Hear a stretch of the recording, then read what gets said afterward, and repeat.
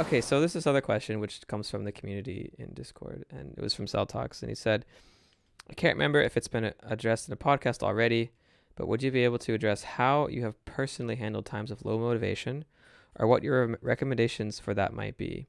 As in, how best to continue your studies when your motivation is low, just maintaining so you don't give up on it versus forcing and pushing to make progress, etc.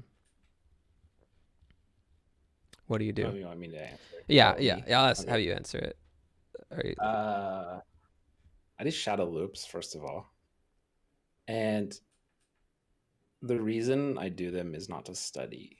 It's because I have a really hard time paying attention to audio content in the first place. I always just drift in and out mentally because I can't stay focused on it. So I go for a walk and listen to shadow loops, and yeah, I learned some of the language, but more so, I just start daydreaming about my new life once I know the language because I hear it and I can't help but just start daydreaming about how cool it's gonna be once I know all this stuff, Yeah. and it just gets exciting. The thing I've done in the past also is just I do my reviews, even if doing my reviews just means hitting smiley face, like spamming smiley face, and not even really Paying attention. knowing what I'm looking at. Mm-hmm. I don't think that works unless you also do something that excites you about the language. Right. Because I did that for like a Spanish deck I had, a flashcard deck I had for Spanish and for Portuguese back in the day. So the Portuguese deck had like 1,000 cards. The Spanish one had uh, like 4,000 or something. These are all completed cards. None of them are new. So it's just I would do the reviews, take like 5-10 minutes to do all of those reviews for both languages, Yeah. and it did not make me motivated to study more at all. Mm-hmm.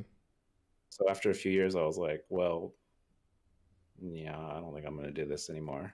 All the cards ended up being super mature anyway, because Yeah, I was just doing exactly. reviews for like 2, 3 years. And then, Yeah. I guess to the point I was like 3 flashcards due a day. And yeah, I was not motivated after that. But the reason I mentioned doing that is because if you keep your review count low and you just keep the stuff in your head a little bit, just a tiny bit, then when the motivation goes back up, you're ready to jump back in. Mm-hmm. You don't feel like you have to catch up because even if you feel like you have to catch up, you probably don't as much as you think you do. But it sucks to feel like that. So Yeah. I think you that's know, great. I would say getting your reviews done, like just pretend it's like brushing your teeth because you don't want to not brush your teeth for a month and then come back to brush them. uh, Yeah. and yeah, the thing that makes you excited about learning it, which for Yeah. me, like for example, the reason I mentioned Shadow Lips for Korean is like I want to talk to my family. So I listen to Shadow Lips because when I do, I start daydreaming about talking to my family in Korean. Mm-hmm. Um, for Japanese, for someone out there, it might be going and reading like a manga or a light novel or something, even if you're reading it in English. Yeah. Like or watching an anime like in Japanese with English subtitles. Like if that was the reason you started learning Japanese, I bet you're gonna want to learn it when you go watch some more anime. Mm-hmm. So that's what I would do.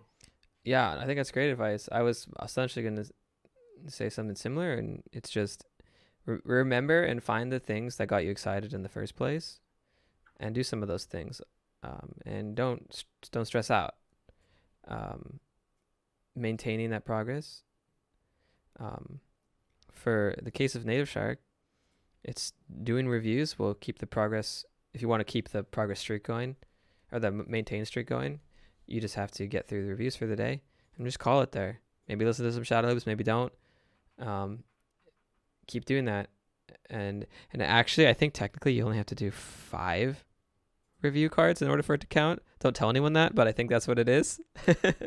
So after the Yeah. first 5, yeah, it should count as the streak, and you can maintain, and yeah, I should keep going after that. And then like Nico said, I would say maybe give yourself a little bit of a break, in that sense where you're just doing like 5 a day. But then yeah, go find the things that got you excited in the first place. That's huge. That's consistently been the only thing that can keep me coming back to something that I feel like I've given up on or I'm doing minimal progress on is I'll come back and see the things that I wanted to do or who I wanted to be or the thing that got me excited. Um, and then I don't know, it gets me excited again. And then little by little, I bring it back in. And then a month later or something, now it's a part of my life in full force again. And I'm learning new content. And you got through that dip of maybe like 1 to 3 weeks. I found in my life that a dip, if left untreated, will kill what I'm trying to learn. But if I give myself like about 1 to 3 weeks of time to kind of like take it easy for a bit, that's about like the length of time it takes for me to get re-inspired and then continue on. Um, Yeah, and then yeah, whatever the thing is. So like I also want to learn Thai really bad. So I don't study Thai right now because we don't have it on NativShark. But I can tell you the things that make me want to study. It's like if Ray and I talk about, where are we gonna live next time we live in Bangkok? mm. We go on Google Maps and like look at the neighborhoods and be like, well, if we lived here, we could live in this apartment building. And then like, look, there's a Starbucks right there. That's cool. And like, oh, they built a new mall right there. Like that's exciting. And then I start imagining like, oh shit, how am I gonna order some food in Thai? Yeah, when you're in Thailand, you got to speak Thai. Yeah, Yeah. and so now I want to learn Thai again, even just talking about it right now. Yeah. One thing I don't do, and I don't know if this is a personal thing or if it's applicable to most people, is I don't talk to other people about what I want to learn almost ever. I Mm. talk about it on here, like saying I want to learn Korean and Thai, just because, like I kind of should be open with like my fellow students about like my motivations to learn languages because we work at NativShark. But I don't actually tell like family and friends really what I'm studying or want to study. And I don't know why, but it makes me less motivated when I do. Yeah. I I think you you wrote an article about this a long time ago. I think Yeah, well, there are there's studies that studies on it say that too. the reason you shouldn't do it is because it triggers the same sense of accomplishment as if you had done the thing. So, like, you tell a person, "Oh, I'm learning Japanese," and they say, "Oh, good for you. That's so cool. Awesome." And then you feel like, "Oh, this is the great feeling of me having learned Japanese, even though I haven't learned it yet." Yeah. And so then your brain is like, all right, we check that box off. Let's go do the next thing. So instead of having it be this reward that is coming in the future, you already got it. Mm. Is what the science says.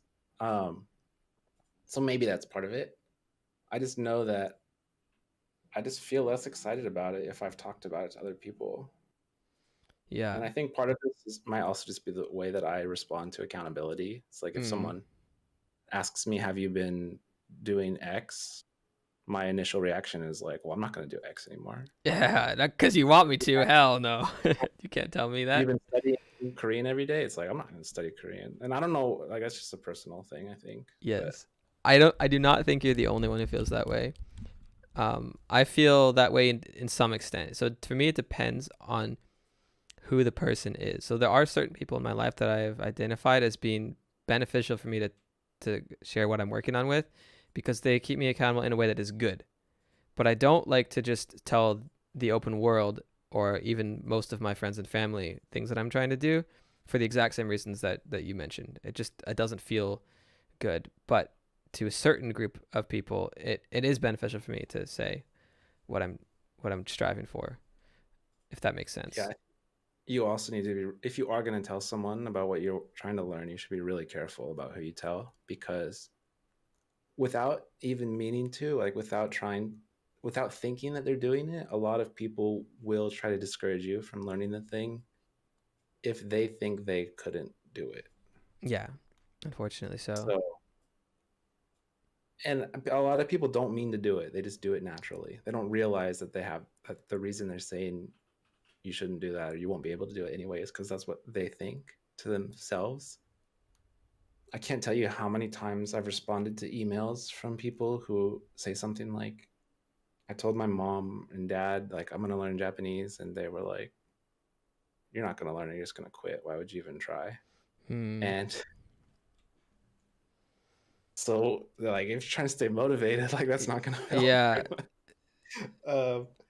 and Yeah. your friends do it too, especially if they actually want to learn the thing the same way you do and they failed before. It's like even worse. Yeah, because they'll be like, you can't do it. Yeah. Yeah. So there's a reason that if you go in the forums of a lot of different learning spheres, especially learning Japanese, go into a forum somewhere, and there's a lot of negativity. And it's really not, it's sad because I think a source of a lot of that negativity is that people wanted to learn it and then they didn't. And then they want to believe that it's too hard to learn or that all these other methods are bad because they don't want to believe that it's their fault that they didn't learn it Right. when it's actually more complicated than that in the first place. But yeah, so I'd be careful about who you tell that you're trying to learn something. And yes, I think the group of people that you surround yourself with when you're trying to achieve something is really important, and who you share it with, when, at what stage you share it with, I think does matter. And that's like one of the reasons why we are so um, vigilant with how we curate our own community to make sure that it always maintains to be the kind of place that you can share what you're working on, and there aren't negative effects of doing that.